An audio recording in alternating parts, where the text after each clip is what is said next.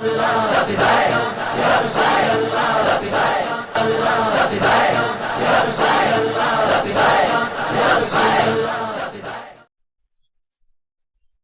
لله رب العالمين والعاقبة للمتقين والصلاة والسلام على أشرف الأنبياء والمرسلين وعلى آله وأصحابه أجمعين أما بعد أعوذ بالله من الشيطان الرجيم بسم الله الرحمن الرحيم وإذ قلنا للملائكة اسجدوا لآدم فسجدوا إلا إبليس أبى واستكبر وكان من الكافرين صدق الله العظيم وبلغنا رسوله النبي الأمين الكريم ونحن على ذلك لمن الشاهدين والشاكرين والحمد لله رب العالمين.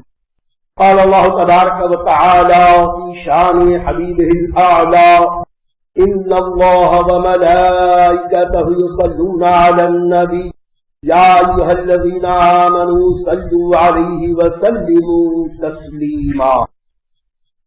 اللهم صل على سيدنا ومولانا محمد معدن الجود والكرم منبع العلم والحلم والحكم وآله وصحبه وبارك وسلم صلاة وسلاما عليك يا رسول الله وعلى آلك وأصحابك يا حبيب الله. بکار پیش حیرانم مغفنی یا رسول اللہ پریشانم مغفنی یا رسول اللہ. شہاب کس نوازی کن طبیبہ چار سازی کن مریض درد عصیانم مغفنی یا رسول اللہ صلی اللہ تعالی علیہ وسلم. غوث اعظم بمن بے سر و ساما مدد قبلہ فی مدد کعبہ ایما مدد انتظار کرم تست من عینی را اے خدا جو و خدا بین و خدا دامد دے اور قادریم نعرے یا غوث اعظم نی زنم قادریم نعرے یا غوث اعظم نی زنم جمز شیخ احمد رضا خان قطب عالم نی زنم. لائق صد احترام علماء کرام میرے بزرگوں اور دوستوں عزیز بچوں السلام علیکم ورحمۃ اللہ وبرکاتہ. ہمارا یہ مبارک سلسلہ حضرات انبیاء کرام علیہ الصلوۃ والتسلیم کے مقدس ذکر سے جاری. اور سب سے پہلے ہم نے ابو البشر سیدنا آدم علی نبینا علیہ الصلوۃ والتسلیم کے ذکر خیر سے اپنی اس مبارک سلسلے کا آغاز کیا. اور جب حضرت آدم کا ذکر آتا ہے تو حضرت آدم کی اس عظمت کا بھی ذکر ضرور آتا ہے کہ اللہ تعالیٰ نے حضرت آدم پر کرم فرما انہیں مسجود ملائکہ بنایا. فرشتوں نے حضرت آدم کو سجدہ کیا. میں مناسب جانتا ہوں کہ کچھ فرشتوں کے حوالے سے بھی ایمان اور عقیدے کی باتیں آپ کے سامنے پیش کر دی جائیں، اس لیے کہ ہم الحمدللہ مسلمان ہیں. اب مسلمانوں کو جن باتوں پر ایمان لانا ضروری ہے ان بنیادی چیزوں میں ایک ہے فرشتوں کے وجود کا اقرار کرنا، فرشتوں کے وجود کو ماننا. ایمان مفصل میں ہم جب اللہ کی ربوبیت کا اقرار کرتے ہیں اسی کے ساتھ ساتھ یہ بھی تو کہتے ہیں کہ آمنت باللہ و ملائکتہ، ایمان لائے ہم اللہ پر اور اس کے فرشتوں پر.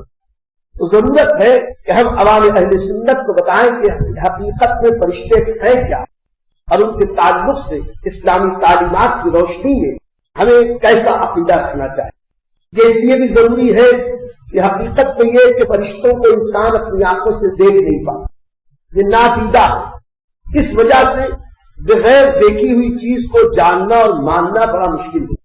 لیکن اللہ کا فرمان الذین یؤمنون بالغیب، ہدایت یافتہ وہی ہے جو بے دیکھے نہیں مانتے. اور دوسری چیز یہ ہے کہ آج کی ترقی یافتہ دور مغربی افکار و خیالات کے دلدادہ، علی گڑھی نیچری تہذیب کے پروردہ، گمراہیت کے دلدل میں دھسے ہوئے لوگ ہر چیز کو حتیٰ کہ اسلام کو بھی اپنے عقل کے تناظر میں دیکھنے کی کوشش کرتے ہیں. لیکن حقیقت یہ کہ ایمان نام ہے بے دیکھے مانتے. ہم نے اللہ کو مانا، فرشتوں کو مانا، رسولوں کو مانا، جنت کو مانا، جہنم کو مانا، عالم آخرت کو مانا، میدان محشر کو مانا. سب سے بڑی بات تو یہ کہ ہم نے پروردگار عالم کو مانا. ان میں سے کوئی چیز ایسی نہیں ہے کہ جو دیکھی، سب نے دیکھی. اللہ تعالیٰ نے یہ کہہ دیا الذین یؤمنون بالغیب، ہدایت پر وہی ہے جو دیکھ کے ایمان لیا۔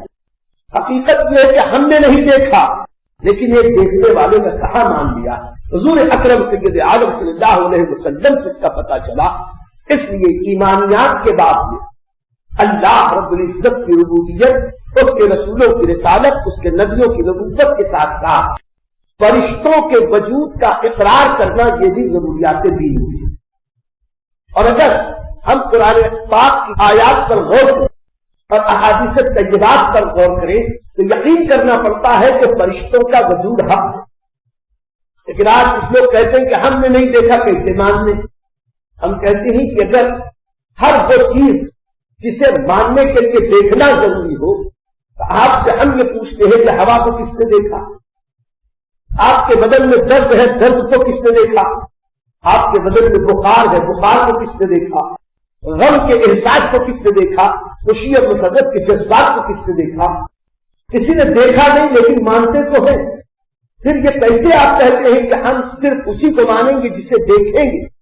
حقیقت یہ ہے کہ ہم کثیر ہیں، ہماری آنکھیں کثافت زدہ ہیں، اور جو چیزیں لطیف ہیں کثیر پر مادی چیزوں سے نظر نہیں آتی، انہی لطیف اجسام میں ایک وہ اجسام ہے جو نوری اجسام ہے، جو فرشتوں کا جسم۔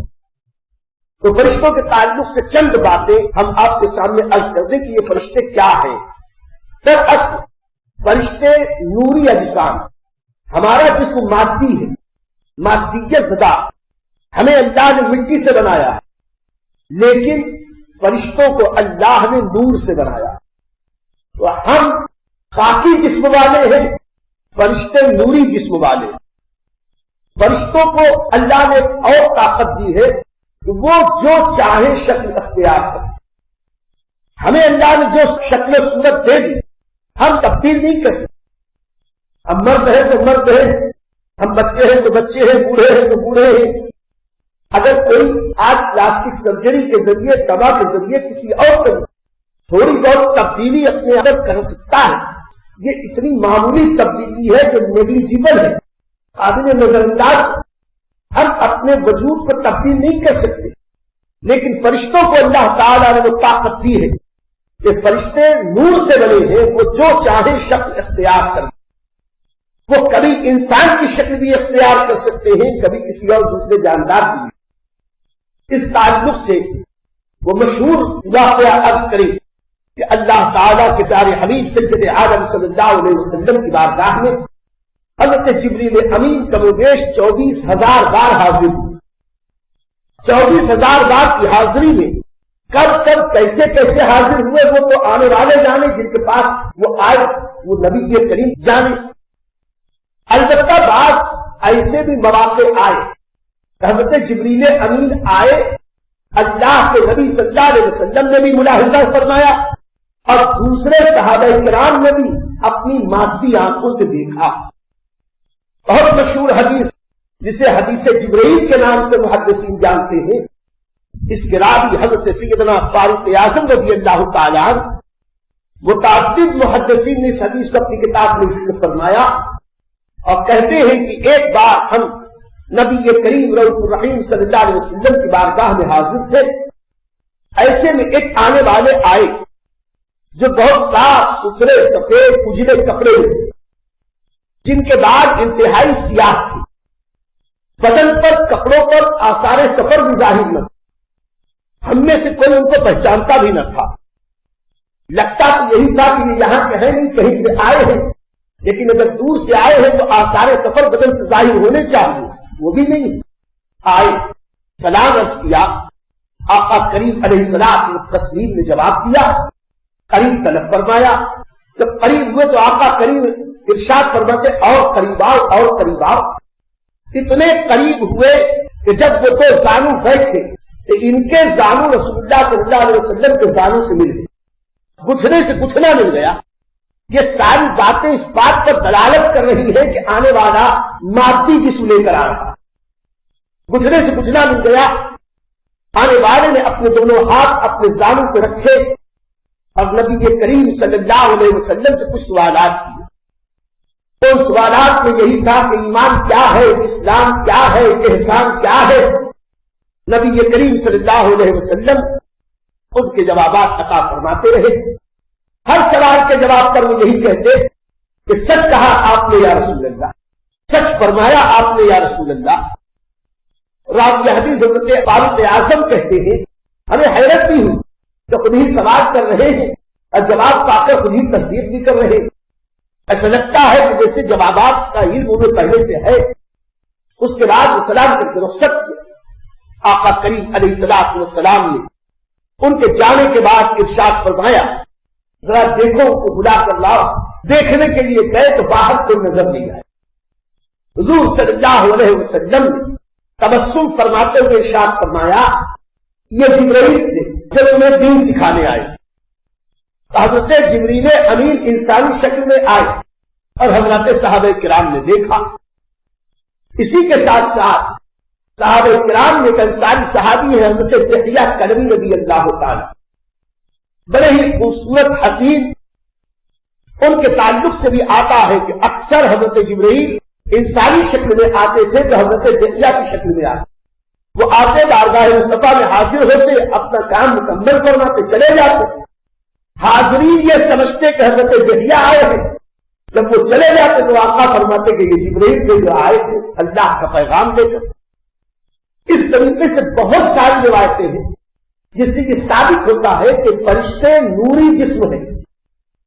قرآن سے یہ ثابت، احادیث سے ثابت کہ فرشتے نوری جسم ہیں، لیکن اللہ نے انہیں یہ طاقت اور اختیار دیا کہ وہ جس شکل میں چاہے تبدیل انسان کی شکل میں دیا. اور ان کے تعلق سے جب یہ بات واضح ہوئی کہ وہ اپنی شکلیں تبدیل کرنے کی قدرت رکھتے ہیں، کسی بھی شکل میں آ سکتے ہیں، تو یہیں سے یہ مسئلہ بھی حل ہو گیا کہ اگر ہم اہل سنت یہ عقیدہ رکھتے ہیں کہ حضور اکرم سید عالم نور مجسم صلی اللہ علیہ وسلم کی اصل نور ہے، بشریت ان کا لباس ہے، عالم بشریت میں لباس بشریت کے ساتھ حضور صلی اللہ علیہ وسلم تشریف لائے، تو کچھ لوگ انکار کرتے ہیں، کہتے ہیں کہ اگر وہ نور تھے تو دکھائی کیسے دیتے ہیں. ہم کہتے ہیں اگر حضرت جبرائیل نور ہے وہ دکھائی کیسے دے رہے تھے.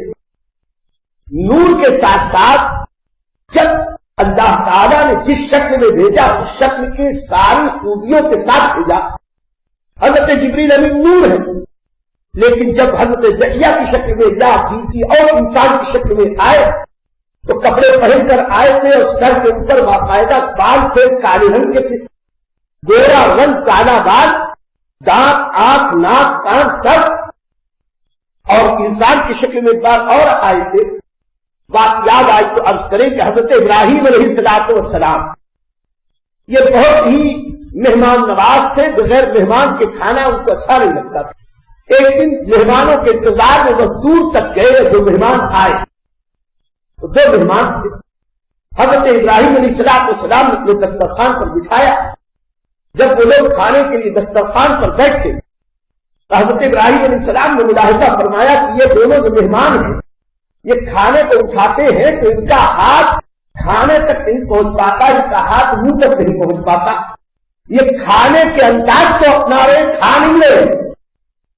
اس پر حضرت ابراہیم علیہ السلام نے پہچان دیا، کہا کہ تم فرشتے ہو. انہوں نے کہا ہاں. کہا کہ کیا کسی خاص کام کے لیے آئے ہو؟ کہا کہ ہاں ہم عذاب کے لیے آئے. حضرت ابراہیم علیہ السلام کے بہت مشہور واقعہ، انشاءاللہ جب ان کا ذکر آئے گا تو تفصیل سے ہم اس واقعے کو عرض کریں گے. لیکن یہ طے ہے کہ فرشتے انسانی شکل میں بھی آ سکتے ہیں. آئے فرشتے نور ہیں، جب وہ انسانی شکل میں آ سکتے ہیں. ان فرشتوں کے آقا رسول پاک صلی اللہ علیہ وسلم بھی حقیقت میں نور ہیں، اور اللہ نے ان کو انسانی شکل میں بشریت کا جامہ پہنا کر اس عالم آبدل میں بھیجا. تو اس سے کوئی استحالہ نہیں، اس میں کوئی مشکل نہیں کہ ہم یہ مانیں کہ اللہ کے نبی صلی اللہ علیہ وسلم بیک وقت نور بھی ہے اور بشر بھی ہے. ہم نبی کی بشریت کے بھی قائل ہیں، نبی کی نورانیت کے بھی قائل ہیں.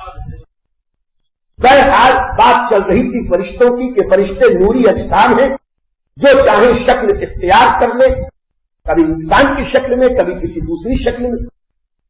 فرشتوں کی یہ خوبی یہ ہے کہ یہ حکم الہی کے پابند ہیں، اللہ کے احکام کی نافرمانی کبھی کر ہی نہیں سکتے۔ شریعت کی اصطلاح میں انہیں معصوم کہا جاتا، جیسے کہ انبیاء و مرسلین علیہ الصلوۃ والتسلیم یہ بھی حکم الہی کی نافرمانی کر نہیں سکتے، گناہ کر نہیں سکتے۔ ایسے ہی فرشتے ہیں، یہ بھی حکم الہی کے پابند ہیں کہ کبھی گناہ کر نہیں سکتے۔ حتیٰ کہ ہمارا عقیدہ یہ ہونا چاہیے کہ قصدن تو بڑی بات ہے، سہون خطأً نسیاناً بھی فرشتوں سے گناہ نہیں ہو سکتا، بھولے سے بھی وہ گناہ نہیں کر سکتے۔ اللہ نے انہیں گناہ کرنے کی صلاحیت ہی نہیں عطا کی، انہیں معصوم بنایا۔ اور ہم کہتے ہیں کہ جب فرشتے جو نبیوں سے کم درجہ رکھتے ہیں، فرشتے جو نبیوں کے خادم ہیں، خادم جب معصوم ہے تو مخدوم کتنے معصوم ہوں گے؟ خادم جب بے گناہ ہے تو مخدوم کتنے بے گناہ ہوں گے؟ کتنے گستاخ اور بے ادب ہیں وہ لوگ جو انبیاء و مرسلین علیہ الصلوۃ والتسلیم کی مقدس سیرت میں ایسے ایسے بوجھے تلاش کرتے ہیں کہ حضرت آدم سے لے کر رسول پاک صلی اللہ علیہ وسلم تک ہر نبی کا کوئی نہ کوئی ایک واقعہ لے آتے ہیں کہ دیکھو یہاں فلاں نبی نے فلاں غلطی کی، فلاں نبی نے فلاں۔ ہم اہل سنت کا عقیدہ یہ ہے کہ انبیاء بھی معصوم من الخطا ہے، فرشتے بھی معصوم من الخطا ہے، فرشتے بھی قصدن سہون نسیاناً عمدن کسی طریقے سے گناہ نہیں کر سکتے۔ ایسے ہی انبیاء کرام کو بھی اللہ تعالیٰ نے معصوم بنایا ہے، یہ ہم اہل سنت کا عقیدہ ہے۔ اسی کے ساتھ ساتھ جب وہ گناہ نہیں کر سکتے، اللہ کی نافرمانی نہیں کرتے، تو یہی سے پتا چلا کہ ہر صغیرہ کبیرہ گناہ سے پاک ہے فرشتے۔ اور پھر عرض کر دیں کہ جب فرشتے صغیرہ کبیرہ گناہوں سے پاک ہیں، انبیاء و مرسلین بدرجہ اولا صغیرہ کبیرہ گناہوں سے پاک اور صاف۔ انشاءاللہ آپ کی روح خوش ہو جائے گی جب ہم مختلف انبیاء کے واقعات کی طرف آئیں گے تو ہر نبی پر یہ گمراہ فرقے والے جو اعتراض کرتے ہیں کہ دیکھو فلاں نبی نے یہاں غلطی کی، فلاں نبی نے یہاں غلطی کی، ان واقعات کو بتا کر ثابت کریں گے کہ الحمدللہ ہر نبی گناہ سے پاک، ہر نبی خطا سے پاک۔ یہ ہے ہم اہل سنت کا عقیدہ۔ اسی کے ساتھ ساتھ فرشتوں کا معاملہ یہ بھی ہے کہ فرشتوں میں نر مادہ نہیں ہوتا، انسانوں میں نر مادہ ہوتا، ایسے ہی جنات میں نر اور مادہ ہوتا۔ جب فرشتوں کا ذکر آیا تو میرا خیال ہے ساتھ ساتھ ہم جنات کو بھی لے کر چلے۔ فرشتوں کو اللہ نے نور سے بنایا، جنات کو اللہ نے آگ سے بنایا۔ جیسے فرشتوں کو اللہ نے یہ طاقت اور اختیار دیا کہ وہ جو چاہے شخص اختیار کر لے، ایسے ہی جنات میں بعض قسمیں وہ ہیں تو ان کو بھی اللہ نے اختیار دیا ہے کہ وہ اپنی شکلیں تبدیل کر سکیں۔ اور فرشتوں میں اللہ تعالیٰ نے گناہ کا مادہ نہیں رکھا، وہ گناہ نہیں کرتے، وہ معصوم ہیں۔ لیکن جنات ان میں گناہ کا مادہ بھی ہے، اور یہ ذی عقل ہے، ذی روح ہے، ذی جسم والے ہیں، روح والے ہیں، اور ساتھ ہی ساتھ جنات میں نر مادہ ہوتے ہیں، انسان میں نر مادہ ہوتے ہیں۔ فرشتوں میں توفو نہیں ہوتا، جوڑا نہیں ہوتا، ان میں نر اور مادے کے تصور تھے۔ اسی لیے انسانوں میں تبادل و تناسل کا سلسلہ تو ہے، نر مادہ کے ملنے سے نئی نسلوں کا وجود یہ انسانوں میں، اسی کے ساتھ ساتھ جنات میں۔ لیکن فرشتوں میں شادی کا کوئی کانسیپٹ نہیں ہے، تصور نہیں ہے، تبادل و تناسل کا کوئی سلسلہ نہیں۔ انسان کھانے پینے کا محتاج ہے، کھاتا ہے، پیتا ہے، سوتا ہے، جاگتا ہے، مرتا ہے، جیتا ہے۔ ایسے ہی جنات بھی کھاتے ہیں، پیتے ہیں، سوتے ہیں، جاگتے ہیں، جیتے ہیں، مرتے ہیں۔ لیکن فرشتوں کا حال یہ ہے کہ اللہ نے جب پیدا کر دیا تو اب قیامت ہونے تک اللہ نے ان کو طویل زندگی عطا فرمائی۔ ان میں تبادل و تناسل ہے۔ اللہ اپنی قدرت سے جب چاہتا، جتنے چاہتا، جس قدر چاہتا ہے فرشتوں کو پیدا کرتا ہے۔ عالم امر سے پیدا کرتا ہے، عالم اسباب میں مختلف ذرائع سے پیدا کرتا ہے، اور ہر آن ہر گھڑی فرشتوں کی تعداد بڑھتی چلی جا رہی ہے۔ لیکن جو ایک بار پیدا ہوا تو وہ اس طرح نہیں مرتا جیسے ہم مرتے۔ موت تو انہیں بھی آنی ہے، لیکن وہ طویل زندگی والے۔ اسی کے ساتھ ساتھ ایک بات یہ بھی ہے کہ جب وہ نر اور مادہ نہیں ہے تو یہیں سے مشرکین مکہ کا وہ غلط عقیدہ بھی باطل ہو گیا کہ جس میں مشرکین مکہ کہتے تھے کہ فرشتے اللہ کی بیویاں. ان کی جہالت تھی کہ دین ابراہیمی سے تعلق کی بنیاد پر فرشتوں کو تو مانتے تھے لیکن کہتے تھے کہ فرشتے اللہ کی بیٹیاں. اور کتنے بیوقوف ہیں, اپنے لیے بیٹا پسند کرتے تھے, اللہ کے لیے بیٹی مانگتے. زمانے جاہلیت میں اہل عرب کے یہاں اگر بیٹی ہو جائے تو اسے اپنے لیے وہ قابل نفرت یا بہت شرمندگی محسوس کرتے تھے اور اللہ کے لیے کہتے تھے کہ فرشتے اللہ کی بیٹیاں. اللہ نے قرآن میں رسول اللہ صلی اللہ علیہ وسلم نے احادیث میں سخت مذمت کی اور بتایا کہ اللہ تعالیٰ کی شان وہ ہے کہ لم یلد ولم یولد ولم یکن لہ کفوا احد. اللہ کا نہ کوئی بیٹا ہے نہ اللہ کا کوئی باپ, اللہ کا کوئی پوپو اور جوڑا بھی نہیں. یہ اللہ کی شان. بہرحال یہ جو فرشتے ہیں یہ نر مادہ اور اولاد سے پاک. اسی کے ساتھ ساتھ اس بات کو بھی سمجھ لیں کہ فرشتوں کی گستاخی کفر ہے. غور سے سننا, فرشتوں کی گستاخی یہ کفر ہے. یہ اللہ کے مقرر بندے ہیں, اللہ کے بندے. فرشتے اللہ نہیں, اللہ کے بندے, لیکن ان کی گستاخی حتیٰ کہ ادنا گستاخی یہ بھی کفر ہے. ہمیں چاہیے کہ ہم جب بھی فرشتوں کا ذکر آئے اپنے ذہن و فکر میں ان کے تعلق سے عظمت کا تصور قائم کریں. یہ اللہ کے مقبول بندے ہیں, مقرر بندے. اللہ تعالیٰ نے انہیں خاص ایک اس مقصد کے لیے بھی پیدا کیا کہ یہ فرشتے اللہ اور بندوں کے درمیان کا واسطہ, حتیٰ کہ انبیاء کرام علیہ الصلوۃ والتسلیم تک اللہ کا پیغام لانے کے لیے بیچ کے پیغامبر ہیں. اس حیثیت سے فرشتے رب کے مقرر ہیں تو ان کی ادنا گستاخی کفر ہے. ہمارے سماج اور معاشرے میں کبھی کبھی لائنی میں اس طرح کی باتیں کہہ دی جاتی ہیں جو ہمارے ایمان کے طوطے اڑا دی. مثال کے طور پر ہم دیکھتے ہیں سماج میں کہ کوئی دشمن آیا, کوئی ناپسندیدہ شخص آیا, لوگ دور سے دیکھ کے کہتے ارے بالکل موت آ گئے. ایک طرح سے یہ مذاق اڑانا ہوا.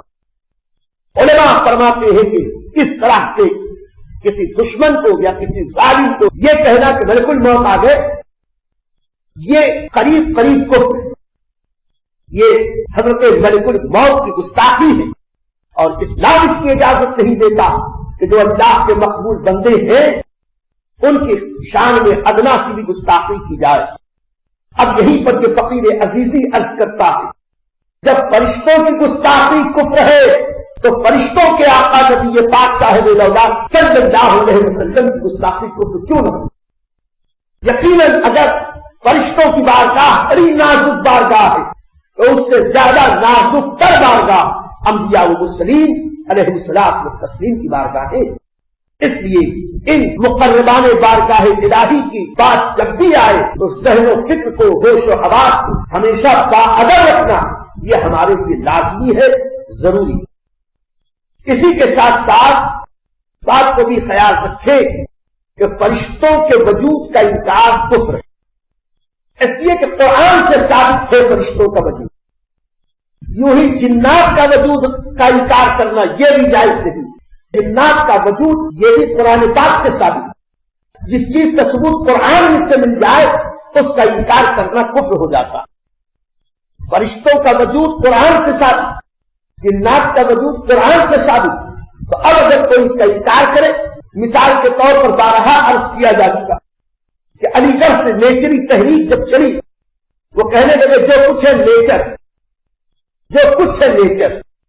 اس نیچری تحریک کا بانی سر سید اس نے یہ کہا اپنی لائبریری کی وجہ سے جب وہ قرآن کی آیات جدید دور کے اہل علم کو سمجھا نہیں پایا تو اپنی لائبریری کی جھیپ مٹانے کے لیے اس نے قرآن کے مطلب اور مفاہیم کو توڑ مروڑ کے بیان کیا اور اسی میں اس نے جنت کا انکار کر دیا, دوزخ کا انکار کر دیا, فرشتوں کا انکار کر دیا, جنات کا انکار کر دیا. فرشتوں کے بارے میں کہنے لگا کہ فرشتے کوئی مخلوق نہیں ہے, نیکی کی قوت کا نام فرشتہ, اب بدی کی قوت کا نام جنات اور شیطان. حالانکہ ہم عرض کریں کہ قرآن پاک میں اللہ نے صاف صاف بتایا کہ اللہ نے فرشتوں کو کہا آدم کو سجدہ کرو، اگر نیکی کی قوت ہی ہوتی تو یہ قوت جسم نہیں رکھتی ہے، یہ قوت کیسے سجدہ کرے؟ اللہ نے فرشتوں سے کہا انی جاعل فی الارض خلیفہ، فرشتوں نے کہا کہ اللہ کو ایسے کو نائب بنا رہا ہے کہ جو زمین میں قریزی اور فساد کرے۔ پھر اس کے ساتھ ساتھ اللہ نے فرشتوں کے بہت سارے کام قرآن پاک میں بیان کیے۔ ابھی ہم عرض کریں کہ فرشتوں کی صفات کیا ہیں، خوبیاں کیا ہیں، ان کے ذمہ کام کیا کیا ہے۔ تو یہ سارے کام کاج کرنا، یہ ساری بات چیت سجدہ کرنا، یہ اس بات پر دلالت کرتا ہے کہ یہ کوئی وجود رکھنے والی چیز ہے، کوئی جسم رکھنے والی مخلوق ہے، یہ صرف نیکی کی قوت کا نام فرشتہ نہیں ہے۔ اسی کے ساتھ ساتھ اگر یہ کہیں کہ جنات کا بھی وجود نہیں، یہ بدی کی قوت کا نام جنات ہے یا شیطان ہے، تو ہم کہتے ہیں کہ سجدے کا حکم دینا، انکار کرنا شیطان کا، اور پھر اس کے چہرے کا مست ہو جانا، پھر اس کے بعد جنت سے اس کو نکالا جانا، اس کا زمین پہ پھینک دیا جانا، اس کے گردن میں لعنت کا توق ڈالنا، اس کا مہلت طلب کرنا، خدا کا قیامت تک کے لیے اس کو مہلت دے دینا، جہنم میں جانے کا ذکر اور دیگر بہت ساری باتیں، ان سب باتوں سے کیا یہ ثابت نہیں ہوتا کہ جن کا بھی وجود ہے؟ جو جنات کا انکار کرتے ہیں حقیقت وہ قرآن کا انکار کرتے ہیں، اور جو قرآن کا انکار کرے حقیقت میں وہی کافر ہے۔ اس لیے اس کا خیال رکھیں کہ فرشتوں کے وجود کا انکار خود رہے، اور یہ سب کے سب زندہ وجود ہے۔ ان فرشتوں کو اللہ رب العزت نے جو خوبیاں تھیں ان کی بڑی عجیب شان ہے۔ ان فرشتوں کی ایک خوبی یہ ہے کہ یہ اللہ اور ان کے رسولوں کے درمیان واسطہ ہے۔ خاص طور سے حضرت جبریل امین انبیاء کے پاس اللہ کے پیغام، اللہ کی کتابیں اور صحیفے پہنچایا کرتے تھے۔ یہ فرشتے ہمیشہ کے عبادت گزار، ہمیشہ کے عبادت گزار۔ بعض فرشتے وہ ہیں کہ احادیث میں آیا کہ رب نے جب سے پیدا کیا وہ عبادت کر رہے ہیں، ویسے تو ہر فرشتہ ہر گھڑی عبادت کر رہا ہے۔ بعض فرشتے وہ ہیں کہ رب نے جب سے پیدا کیا قیام کی حالت میں کھڑے ہیں تو قیام ہی کی حالت، اور قیامت آ جائے گی ان کو رکوع کرنے کا بھی موقع نہ ملے گا، قیام ہی میں ان کی پوری عمر ختم ہو جائے گی۔ بعض فرشتے وہ ہیں کہ رکوع کی حالت میں پیدا کیے گئے، وہ رکوع ہی میں اللہ کی عبادت کر رہے ہیں، اور جب تک زندہ رہیں گے اسی ایک حالت میں وہ اللہ کی عبادت کرتے رہیں۔ کچھ سجدے میں ہے، کچھ آگے میں ہے، وہ ایسے پیدا کیے، کچھ چلنے پھرنے والے بھی ہیں، کچھ اوپر نیچے آنے جانے والے بھی، کچھ دوسرے کام کرنے والے بھی، لیکن حکم الہی کے پابند، ہر گھڑی ہر حال ذکر الہی۔ اور حقیقت یہ ہم کھانے پینے کے محتاج، وہ کھانے پینے کے محتاج نہیں، وہ لطیف اجسام ہیں، ان کا رزق اللہ کا ذکر، وہ اللہ کا ذکر کرتے ہیں، وہی ان کی غذا، وہی ان کی زندگی، ہمیشہ کی عبادت گزار۔ اسی کے ساتھ ساتھ ان کا حال یہ ہے کہ حق سے بہت ڈرنے والے، اللہ کا خوف، اس قدر اللہ کا خوف کہ ہم اور آپ تصور بھی نہیں کر سکتے اللہ کریم سے یہ فرشتے کتنے ڈرتے ہیں۔ اب یہاں پر یہ سوال پیدا ہوتا ہے کہ اللہ انہیں کیسے پیدا کرتا ہے، ان کی تخلیق کیسے ہوتی ہے؟ عام طور پر اللہ تعالی اپنی قدرت سے جیسے چاہے پیدا کرتے ہیں، عالم امر سے رب چاہتا ہے فرشتوں کا وجود ہو جاتا ہے۔ اس کے علاوہ بعض روایتوں سے پتا چلتا ہے کہ فرشتوں کے وجود کے اور بھی طریقے ہیں۔ مثال کے طور پر ایک بہت مشہور حدیث آپ نے بارہا سنی ہوگی کہ جب کوئی نیک بندہ اللہ کے محبوب سید عالم صلی اللہ علیہ وسلم پر درود بھیجتا، اللہ تعالیٰ اس درود کی برکت سے ایک فرشتہ پیدا کرتا۔ وہ فرشتہ بڑا جسیم، بڑا طول طویل جسم والا، اس فرشتے کے لاکھوں بازو ہوتے ہیں، ہر بازو میں لاکھوں پر ہوتے ہیں، وہ فرشتہ حسین و جمیل شکل میں بندے کے درود کی برکت سے پیدا کیا جاتا، اور پھر اللہ حکم دیتا ہے وہ فرشتہ دریائے نور میں غوطہ لگاتا، دریائے نور میں غوطہ لگا کے اڑتا، پھر وہ فرشتہ اپنے پروں کو جھاڑتا، تو لاکھوں کروڑوں کی تعداد، اربوں خربوں کی تعداد اس کے ہر پر سے نور کے قطرات جھڑتے ہیں، اور جتنے قطرات جھڑتے ہیں ہر قطرے سے اللہ ایک فرشتہ پیدا کرتے ہیں۔ اور یہ فرشتے جو خود بہت بڑی جسامت والے، ہزاروں زبان بولنے والے، ہزاروں سر لاکھوں پر، اور وہ اپنی زبان سے اللہ کی تسبیح پڑھتے ہیں اور اس بندے کے لیے مغفرت کی دعا مانگتے ہیں جس کے درود کی برکت سے اللہ نے ان کو وجود بخشا ہے۔ تو فرشتوں کے تخلیق کے مختلف طریقے ہیں، یہ پیدا کرنے والا پروردگار جانے یا اس کے بتائے کہ رسول پاک صاحب اللہ صلی اللہ علیہ وسلم۔ اب ان فرشتوں کی تعداد کتنے فرشتے ہیں، اس تعلق سے تفسیر کبیر میں امام رازی نے اور علامہ اسماعیل حقی نے تفسیر روح البیان میں بڑی طویل گفتگو فرمائی ہے۔ حاصل کلام ہم عرض کریں کہ کتنے فرشتے ہیں اس کا شمار تو ماں و شما کو نہیں ہو سکتا، ہم اندازہ بھی نہیں لگا سکتے کہ اللہ نے کتنے فرشتے پیدا کیے۔ ہاں یہ ضرور بتاتے ہیں کہ اللہ رب العزت نے جو فرشتوں کی تعداد بتائی اور اس کے محبوب صلی اللہ علیہ وسلم نے جو اشارے اس سے پتہ چلتا ہے کہ فرشتوں کی تعداد بے شمار، انسانی بس کی بات نہیں کہ فرشتوں کی تعداد کو شمار کر سکے۔ امام راضی نے حدیث نقل کی کہ ایک بار آسمان میں چرچراہٹ پیدا ہوئی، حضور سید عالم صلی اللہ علیہ وسلم نے آسمان کی طرف دیکھا، صحابہ کرام نے عرض کی یا رسول اللہ صلی اللہ علیہ وسلم کیا ہوا؟ آقا کریم ارشاد فرماتے آسمان چرچرا رہا، اور فرمایا کہ ہر حق بھی یہی ہے کہ آسمان میں چرچراہٹ پائی جائے، اس لیے کہ آسمانوں میں ایک قدم کی بھی ایسی جگہ نہیں ہے جہاں فرشتے سجدہ نہ کر رہے۔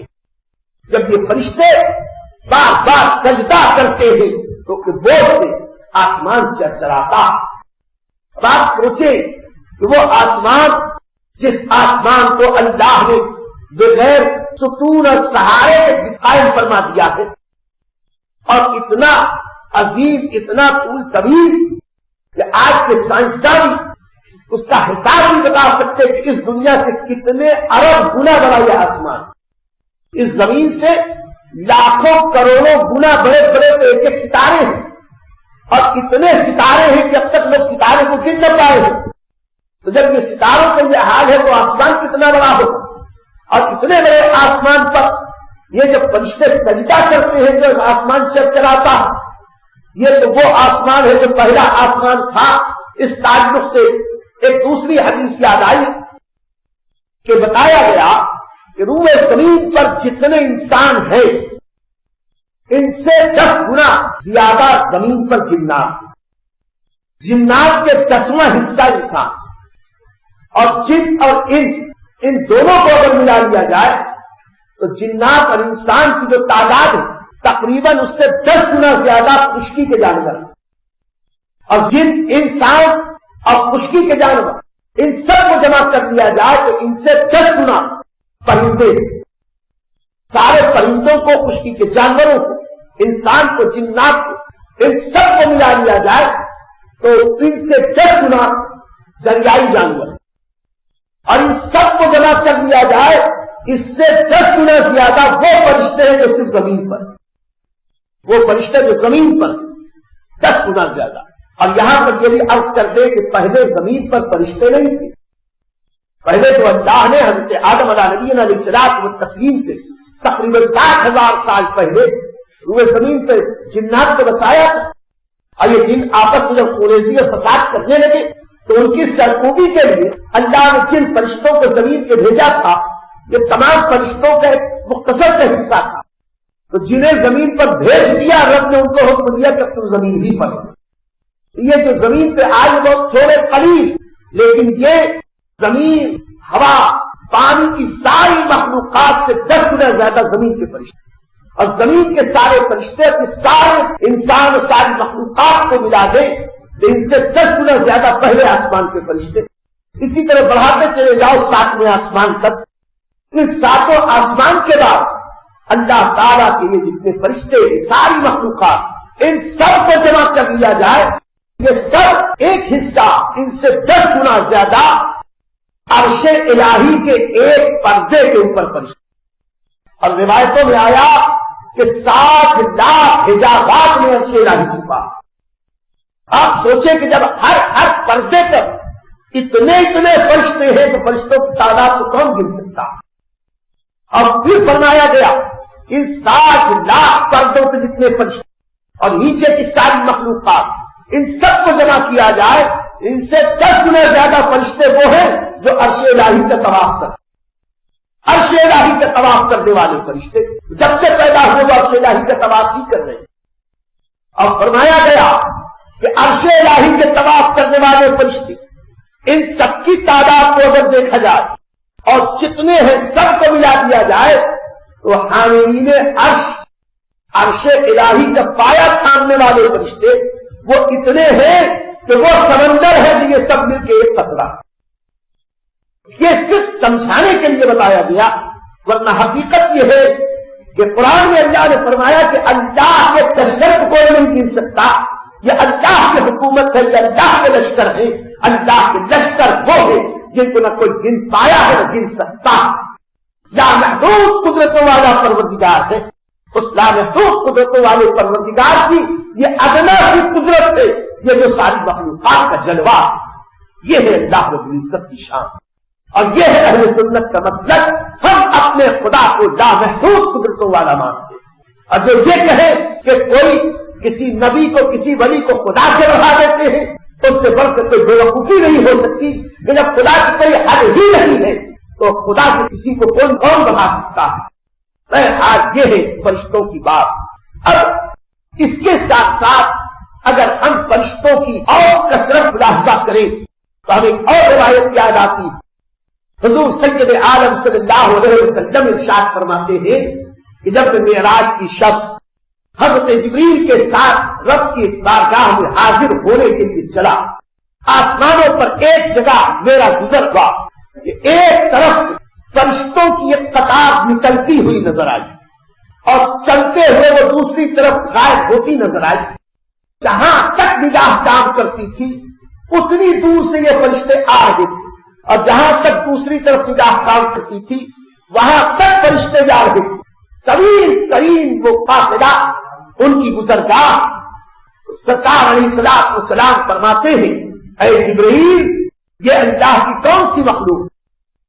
حضرت جبریل عرض کرتے ہیں یا رسول اللہ صلی اللہ علیہ وسلم مجھ کو بھی نہیں پتا کہ یہ کتنے ہیں، مجھ کو بھی نہیں پتا کہ کہاں سے آ رہے ہیں، اور مجھ کو بھی نہیں پتا کہ یہ کہاں جا رہے ہیں۔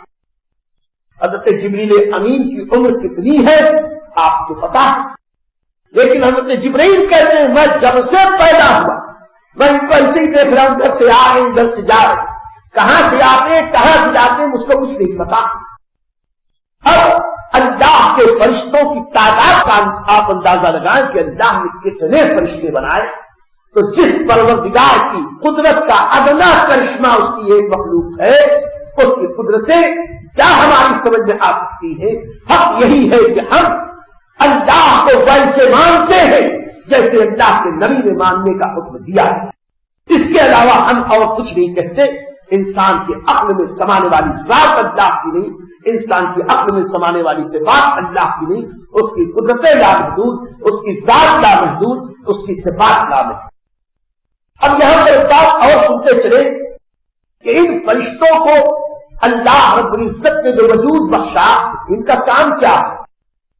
تو ان کا کام یہ ہے کہ کچھ فرشتوں کو اللہ نے عرش کو اٹھانے کا کام دیا، جنہیں حاملین عرش کہتے ہیں، یہ بہت اونچے درجے کے فرشتے، یہ اللہ کے عرش کو اٹھائے ہوئے، عرش الہی کا پایا تھامے ہوئے، اب بے شمار تعداد میں ان کا مقام بہت بلند ہے کہ انہیں رب کا قرب بہت زیادہ حاصل۔ اسی کے ساتھ ساتھ کچھ فرشتے وہ ہیں جنہیں اللہ نے اپنے عرش کے طواف کے لیے پیدا کیا، اسی کے ساتھ ساتھ کچھ فرشتے وہ ہیں جو بیت المعمور کے طواف کے لیے پیدا کیے۔ بیت المعمور آسمانوں کا قبلہ ہے، آج ہمارا کعبۃ اللہ جہاں ہے، ٹھیک کعبۃ اللہ کے اوپر 7ویں آسمان پر اتنی ہی لمبائی چوڑائی کی وہ عمارت، وہ جگہ جو فرشتوں کا قبلہ ہے وہاں پر فرشتے اس کا طواف کرتے ہیں۔ اسی کے ساتھ ساتھ کچھ فرشتے وہ ہیں جنہیں اللہ نے اپنا مقرب بنایا اور انہیں رسول بنایا، ان میں حضرت جبرائیل، حضرت اسرائیل، حضرت میکائیل، حضرت اسرافیل علیہ السلام و تسلیم، یہ چاروں ملک مقرب ہیں، یہ ملائکہ رسول ہیں۔ اللہ نے ان کو فرشتہ بھی بنایا، رسول بھی بنایا۔ اسی کے ساتھ ساتھ یہ سمجھ لیں کہ یہ رسول تو ہے، رسول کہتے ہیں پیغامبر، پیغام لانے والے۔ یہ چاروں فرشتے ملک مقرب یہ رسول ہے، نبی نہیں ہے۔ نبی کے لیے شرط یہ ہے کہ نبی انسانوں ہی میں ہوتے ہیں، نبی کی اتباع کی جاتی ہے، نبی انسانوں کی ہدایت کے لیے مبعوث ہوتے ہیں۔ اور یہ فرشتے جنہیں اللہ نے پیغمبر بنایا ہے، اللہ کا پیغام نبیوں اور رسولوں تک لاتے ہیں۔ لیکن یہ جو رسول ہیں ان کا مقام انبیاء اور رسول کے بعد انسانوں میں یا مخلوقات میں سب سے افضل ہے، سب سے اعلیٰ، سب سے بالا۔ حضرت صدیق اکبر رضی اللہ تعالیٰ افضل البشر بعد الانبیاء ہے، نبیوں کے بعد سب سے عظیم بشر ہے، لیکن ان کا درجہ بھی ان چاروں ملک مقرب کے بعد۔ اسی کے ساتھ ساتھ اللہ تعالیٰ نے کچھ فرشتوں کو جنت پر متعین، جنت کے نگراں ہیں، داروغ جنت یا جنت کے دیکھ ریکھ کرنے والے فرشتوں کی جماعت کے سربراہ کا نام ہے خازن، جسے خازن جنت کہتے ہیں۔ اسی کے ساتھ ساتھ کچھ فرشتے وہ ہیں جو جہنم پر نگرانی کے لیے متعین کیے، اور جو جہنم پر نگرانی کے لیے فرشتے متعین کیے گئے یہ 19 فرشتے ہیں۔ قرآن میں آیا اور احادیث طیبات میں صراحت ہوئی کہ جہنم پر 19 فرشتے متعین، لیکن یہ 19 فرشتے بھی اتنی طاقتور ہیں کہ جتنے جہنمی ہیں سب کو وہ عذاب میں مبتلا کریں گے، سب کو قابو میں رکھیں، اتنے طاقتور۔ ان کے سربراہ کا نام مالک۔ اب یہاں پہ کوئی یہ کہے کہ جہنم میں تو لوگ عذاب کے لیے، دکھ کے لیے ڈالے جائیں گے، یہ فرشتے کیسے؟ تو میرے دوستو، جیل خانے میں قیدی جو رہتا ہے وہ سزا بھگتنے کے لیے جاتا ہے، اور جیل کا داروغہ، جیل کا سپرنٹینڈنٹ یہ سزا بھگتانے کے لیے جاتا ہے۔ جو داروغہ جیل جاتا وہ قیدی ہو کے نہیں جاتا، حاکم بن کے جاتا، اس کو وہاں کی تکلیف سے کوئی تکلیف نہیں ہوتی، جب چاہتا ہے جاتا ہے، جب چاہتا ہے آتا، اس کا عوض پاتا۔ ایسے ہی وہ فرشتے جو جہنم میں ہیں، اس کا یہ مطلب نہیں ہے کہ وہ سزا کے لیے بھیجے گئے ہیں، بلکہ اللہ کی طرف سے وہ اس اہم کام پر متعین کیے گئے ہیں، اور یہ اللہ کی قدرت ہے کہ خدا جہنمیوں کو جہنم میں عذاب میں مبتلا کرے گا، اور یہ جو فرشتے ہیں ان کو کوئی تکلیف نہ ہو۔ اسی کے ساتھ ساتھ ہم دیکھیں کہ فرشتوں کی ایک بہت بڑی جماعت ہے جو انسانوں کے اعمال لکھ رہی ہے۔ احادیث طیبات میں ہے کہ کرامن اور کاتبین ہیں، ہر انسان کے کاندھے پہ 2 فرشتے ہیں، ایک دائیں کاندھے پر، ایک بائیں کاندھے پر، اور یہ دونوں فرشتے اللہ کی طرف سے مامور ہیں۔ بندہ جو بھی کام کرے، اچھا کام کرے تو دائیں کاندھے والا فرشتہ، گناہ کے کام کرے تو بائیں کاندھے والا فرشتہ لکھتا۔ اسی کے ساتھ ساتھ قبر میں سوال کرنے والے فرشتے، تو رحمت کے بھی فرشتے ہیں، عذاب کے بھی فرشتے ہیں، سوال اور جواب کے بھی فرشتے ہیں، لکھنے پڑھنے والے منشی یہ بھی ایک فرشتے ہیں۔ اسی کے ساتھ ساتھ کچھ فرشتے وہ ہیں جو انسانوں کی حفاظت کا کام کرتے ہیں۔ آدمی سوتا ہے، سویا بڑا ایک ہوتا، جانے کتنے ایسے واقعات ہوتے ہیں کہ جس میں فرشتوں کے ذریعے اللہ انسانوں کی جان کی حفاظت کرتا، اور یہ جو جان کی حفاظت کرتے ہیں انسان کے محافظ بنتے ہیں، بسا اوقات محافظت کے لیے معاون بن کے چلے آتے ہیں۔ مسلمانوں کی امداد کے لیے فرشتے اللہ تعالیٰ متعین کر دیتا۔ حضرت عبداللہ بن عباس رضی اللہ تعالیٰ عنہ فرماتے ہیں کہ حضور نبی کریم رحیم صلی اللہ علیہ وسلم نے ارشاد فرمایا، جب کبھی تم صحرا میں، جنگلوں میں، ویرانوں میں پھنس جاؤ، کوئی راستہ بتانے والا نہ ہو، ایسے وقت میں تم پکارو یا عباد اللہ اعینونی، اے اللہ کے بندوں میری مدد کرو، اے اللہ کے کے بندوں میری مدد کرو، اس وقت اللہ اپنے ان بندوں کے ذریعے تمہاری مدد کرے گا جنہیں تم دیکھ بھی نہیں سکتے۔ اسی کے ساتھ ساتھ جب مدد کی بات آئی تو میرے دوستوں، رب تو فرشتوں کے ذریعے ایسی مدد کرتا ہے کہ حدیث پاک میں آیا، حضور سید عالم صلی اللہ تعالی علیہ وسلم نے بھی فرمایا، سیرت کی کتابوں میں قرآن کی آیات سے ثابت کہ جب جنگ بدر میں آقا کریم رؤوف الرحیم صلی اللہ تعالی علیہ وسلم اپنے وفادار غلاموں کو لے کر میدان بدر میں پہنچے اور انجام جنگ شروع ہونے والا تھا تو پہلے چند ہزار فرشتوں کا لشکر اترا، پھر اللہ نے فرشتے اتارے، پھر اللہ نے فرشتے اتارے، اب تقریباً کم و بیش 5000 فرشتوں سے اللہ نے مسلمانوں کی مدد کی۔ جنگ احد میں بھی آئے تھے، جنگ بدر میں تو مسلمانوں کے ساتھ کافروں سے قتال بھی کیا تھا، جنگ بھی لڑی تھی، جنگ احد میں چار اجازت نہیں دی تھی۔ اور حضور صلی اللہ تعالی علیہ وسلم جب جنگ بدر کے 3 دن کے بعد اپنے غلاموں کے ساتھ مدینہ منورہ کی طرف چلے تو ابھی بدر کی وادی ختم ہوئی تھی، ابھی مدینہ امینہ قریب نہیں آیا تھا کہ سفید امامے میں حضرت جبریل امین ایک گھوڑے پر بیٹھ کر آئے۔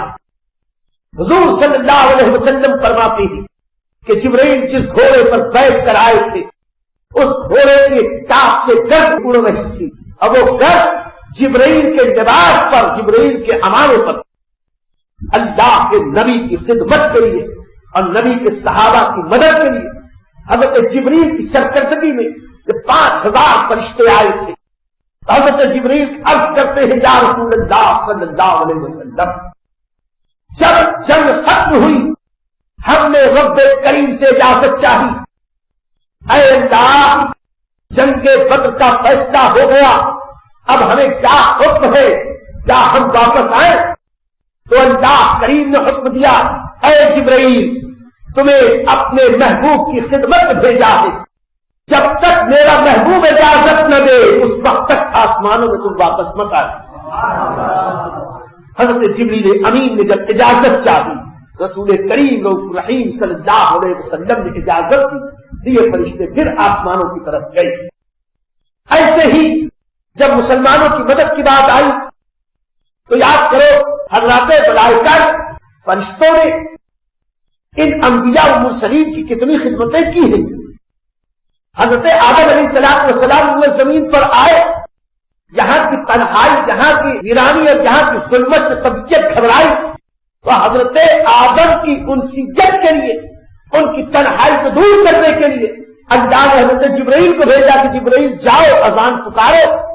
حضرت جبرائیل آج اذان تھی، اذان سے حضرت آدم علیہ السلام کو انسیت کی۔ اسی کے ساتھ ساتھ حضرت نوح علیہ السلام کی کشتی کی بات آئی، ان کے کشتی بنانے کے لیے اللہ نے حضرت جبریل کو فرشتوں کو بھیجا، حضرت نوح علیہ السلام نے کشتی بنائی، معاونت کی حضرت ملائکہ نے۔ حضرت نوح علیہ السلام کو جب زخموں سے چور کر دیا جاتا حضرت جبرائیل آتے، اپنا دست اقدس، اپنا نورانی ہاتھ حضرت نوح علیہ السلام پر پھیرتے، حضرت نوح علیہ السلام کے سارے درد اور سارے درد، ساری کلفت دور ہو جاتی۔ حضرت ابراہیم علیہ السلام کو آگ میں پھینکا گیا، حضرت جبرائیل علیہ السلام خدمت کے لیے آ رہے ہیں۔ حضرت یوسف علیہ السلام کو کنویں میں ڈالا گیا، خدمت کے لیے حضرت جبرائیل علیہ السلام آ رہے ہیں۔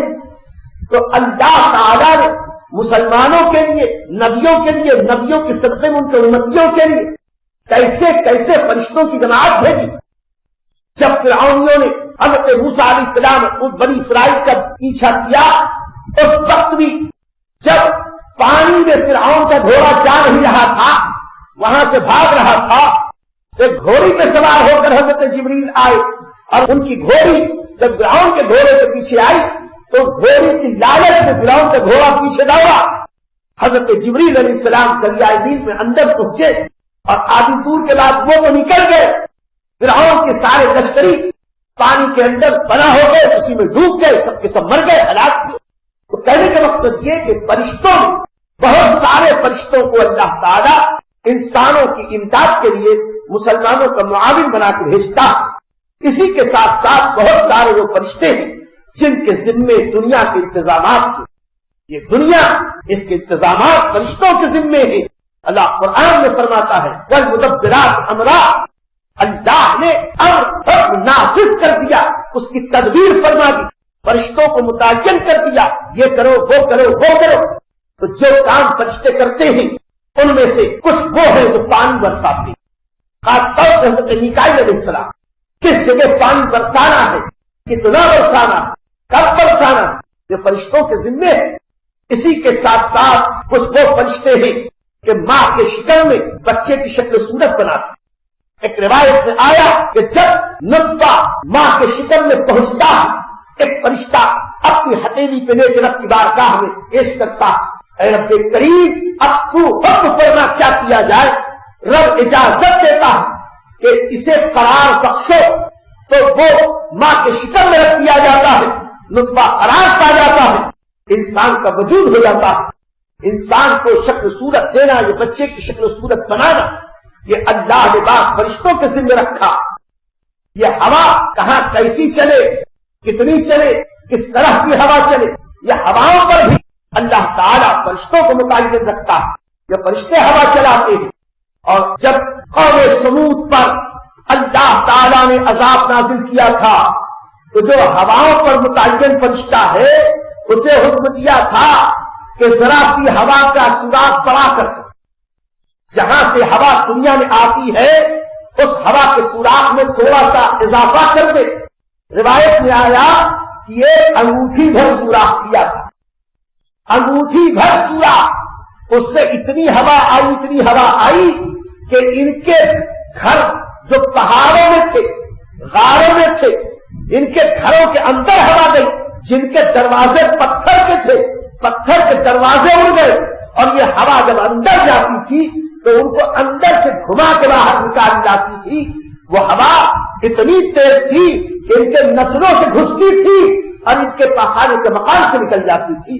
اور وہی ہوا عذاب بن کر ان کے اوپر مسلط ہوئی. تو یہ ہوا اس پر بھی مدبرات امر فرشتے مقرر ہیں. ایسے ہی روزی دینا یہ بھی فرشتوں کے ذمے ہے، کس کو کتنی روزی دی جائے. بعض روایتوں میں آیا کہ نصف شعبان کو اللہ تعالیٰ اگلے سال کے سارے معاملات جو پیش آنے والے ہیں یہ فرشتوں کو متعین کر کے عطا فرما دیتا. تو یہ روزی کس کو دی جائے، کتنی دی جائے، کس کو تنگی ہو، کس کو راحت ملے، کس کو کلفت ملے، یہ سب ان فرشتوں کے ذریعے روزی ملتی ہے. ایسے ہی یہ بھی بتایا گیا کہ فرشتوں کو اللہ تعالیٰ نے بہت سارے معاملات میں امداد کرنے والا بنایا. اسی کے ساتھ ساتھ یہ فرشتے لوگوں کی ایسی مدد کرتے ہیں، لوگوں کو نعمتیں دیتے ہیں. سیدہ مریم کہتی ہے کہ اچانک بند کمرے میں ایک نوجوان شخص نظر آیا. میں گھبرا کے پوچھتی ہوں کہ تم کون، کہاں سے آئے؟ تو کہا کہ میں جبرائیل ہوں، تجھے ستھرا بیٹا دینے آیا، تجھے بیٹا عطا کرنے آیا. پتا چلا نعمتیں دینے کے لیے بھی اللہ فرشتوں کا وسیلہ اختیار فرماتا ہے.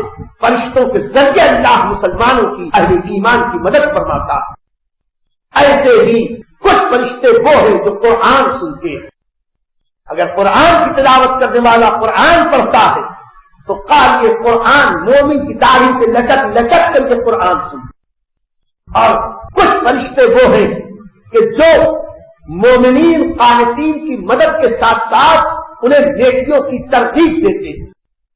لیکن یہ بات طے ہے کہ یہ فرشتے ہماری مادی آنکھوں سے دکھائی نہیں دیتے. جیسے جن نظر نہیں آتے ویسے یہ نظر نہیں آتے. لیکن اس کا یہ مطلب نہیں ہے کہ نظر نہیں آتے تو وہ بھی ہم کو نہیں دیکھ سکتے. وہ ہمیں برابر دیکھتے ہیں اور ایسی جگہوں سے دیکھتے ہیں جہاں ہم نہیں دیکھ پاتے. وہ ہمیں دیکھتے ہیں، ہم نہیں دیکھ پاتے. وہ ہماری مدد کرتے ہیں. یہ غازیوں کی مدد کرتے ہیں، یہ حاجیوں کی مدد کرتے ہیں. بے شمار ایسے واقعات ملیں گے. اگر وقت ہوتا تو چند واقعات بھی بتاتا حاجیوں کی کیسے کیسے مدد کے فرشتے کرتے ہیں. لیکن یاد زندہ صحبت باقی. اسی کے ساتھ ساتھ ان فرشتوں میں کچھ وہ ہیں کہ جو ہماری نظر و نیاز کو، انسان ثواب کو ہمارے مردوں تک پہنچاتے ہیں. ہم نے یہاں نظر و نیاز کی، سارے ثواب کیا، فاتحہ کیا، اس کا ثواب ہمارے مردوں تک ان فرشتوں کے ذریعے اللہ تعالیٰ رسل و رسائل کے کام انجام دیتا ہے۔ اسی کے ساتھ ساتھ بعض خوش نصیب فرشتے وہ ہیں کہ وہ زمین پر گھومتے ہیں، کہاں اللہ کا ذکر ہو رہا، کہاں اللہ والوں کا ذکر ہو رہا، تو جہاں اللہ کا، اللہ والوں کا ذکر ہوتا ہے یہ فرشتے وہاں آتے ہیں، اپنے نورانی پروں سے پورے مجلس کو اہل محفل کو چھانپ لیتے ہیں۔ اب پروں کی بات آئی تو بات رہ گئی، اسے بھی سماپت کر لیں۔ اللہ نے ان فرشتوں کو پر بھی دیا، یہ بازو والے بھی ہیں، پر والے بھی۔ ایک آخری بات اور عرض کریں گے، بازو اور پر کی بات یاد آئی تاکہ فرشتوں کے تعلق سے میرے ذہن میں جو باتیں تھی آج عرض کرنے کی سب پوری ہو جائیں۔ بہرحال کچھ فرشتے تو وہ لوگ اس طرح کی دینی مجلسوں کو اپنے روحانی پروں سے ڈھانپتے ہیں، اس کے لیے مغفرت کی دعا کرتے ہیں، اور بعض فرشتے وہ ہیں کہ مومن دعا کرتا ہے تو وہ آمین آمین کہنے کے لیے رکھتے ہیں۔ آقا کریم فرماتے ہیں کہ مستجاب پر، یعنی رکن جمانی سے رکن اسود کے بیچ کی جو جگہ، وہاں 70,000 فرشتے مومنین کی دعا پر آمین کہنے کے لیے متعلق ہیں۔ وہاں تو 70,000 کی تعداد ہے، اس سے اور بہت سارے ہیں۔ میرے امام احمد رضا فرماتے ہیں، یا الہی جو دعائیں نیک ہم تجھ سے کریں قدسیوں کے لب پہ آمین ربنا کا ساتھ ہو۔ یہ قدسی کیا ہے؟ وہی فرشتے ہی تو ہیں، قدسی فرشتوں کو کہتے ہیں، اور یہ فرشتے انسانوں کی مدد کرتے ہیں۔ میرے آقا کریم علیہ الصلوۃ والتسلیم نے صحابی رسول سے نعت سننے کے بعد دعا فرمائی، اجلہ بروح القدس، اے اللہ روح القدس سے ان کی مدد فرما۔ تو میرے نبی نے بتا دیا غیر اللہ سے مدد مانگنا حرام نہیں ہے، غیر اللہ جو اللہ والا ہے، اس اللہ والے کی مدد حقیقت میں اللہ ہی کی مدد ہے۔ یہ سارے کام جو ہم بتا رہے ہیں یہ قرآن اور احادیث کی روشنی میں بتا رہے ہیں، کوئی اس کا انکار نہیں کر سکتا۔ اور جب یہ ساری چیزیں اس بات پر دلالت کرتی ہیں کہ فرشتے مدد کرتے ہیں، اہل سنت کا عقیدہ ثابت ہو گیا کہ غیر اللہ سے مدد مانگنا حرام نہیں، بلکہ جو اللہ والے ہیں ان سے مدد مانگنا عین شریعت ہے، عین اسلام ہے، عین توحید۔